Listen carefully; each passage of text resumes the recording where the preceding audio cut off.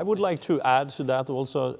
I think, John, we spent time talking here about the role of an older regimen with melphalan. So I think that serves to me a little bit as an indicator to answer your question, no, because that's actually a question where we are talking about taking away something. So you have these 3 drug combinations. You could have VOD or KOD, for example.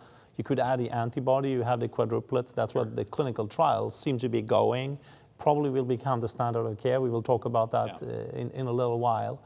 And now, what's the role of melphalan? Could we take that away? So that's kind of a step peeling away. And I would argue that the main driver for this is the ability to measure the depth of the response. Okay, sure. So it's all driven by technology where we can measure. And we have currently bone marrow-based assays. There are new technologies in development for blood-based measurement of minimal residual disease. Yeah, well, isn't that what we're using the next-gen sequencing and the next-generation flow cytometry for? So you can use flow cytometry just for the in bone the bone marrow. What he's talking about is circulating tumor cells and circulating DNA, whereby even fragments of DNA from the tumor cells could be identified. And that reflects whole body. And you can also use certain proteomic assays with mass spec, for example. You can, in 10 seconds, scan 100 microliter of serum, and you can determine presence, absence of low-level proteins that seem to, in research studies, potentially correlate with bone marrow-based MRD tests.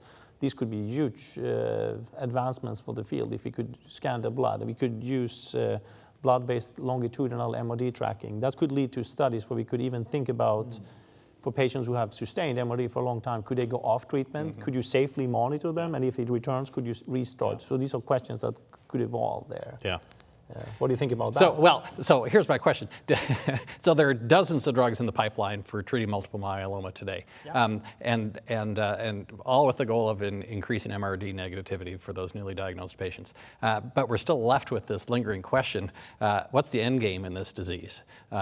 For those MRD negative patients. And you're just saying, well, we need to do studies to understand what the prognostic ability of these new tests are.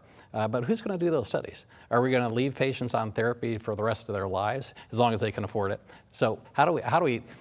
Well, I think these are actually questions that are currently being developed in trials. So we have one trial that we are about to open in a month or two, where we're going to study stopping of maintenance therapy for patients who have had a sustained MRD negativity for a certain number of years, where we are going to use these types of assays that I was referring to, where we're going to monitor over time and see if there is a subset of patients where the disease does not come back, or if there is a subset of patients where the disease will come back, we will restart therapy. So I know there are other groups working on this as well. I think these are studies that we will hear about more and more.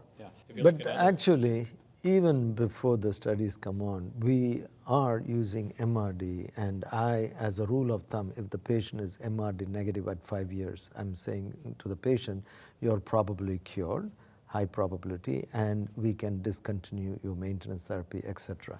So but put them in some kind of surveillance. Yeah. They would be continued to follow because, as I said, probably, and I do not know, they can still perhaps, if some subset of patient could still relapse, I do not know, but these are already can be implemented. Not we need the studies to get the fact, but also clinical judgment and how comes there. Well, my point is that we absolutely need those types of studies, because while I appreciate you may do that at 5 years, other people may not do it at all, and other people may do it at 2 years, and we need evidence to support that, because we're paying literally millions or billions of dollars for these therapies, and we really ought to know what we're paying for and what the benefit to patients is. So kudos for initiating those types of studies. I'm thrilled that we have dozens of drugs in the pipeline, but unless we understand what the end game is, we're not doing the best for our patients, I would argue.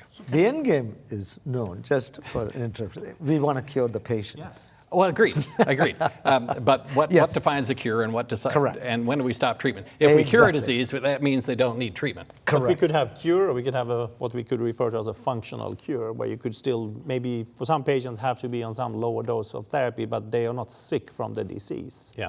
So that could be, I think, another parallel end game. Yeah. That's a very good one. So patients, not in myeloma, not all patients have to be MRD negative. This is very important. So this is a good segue to say that, because you may not be able to get to MRD negative in all patients.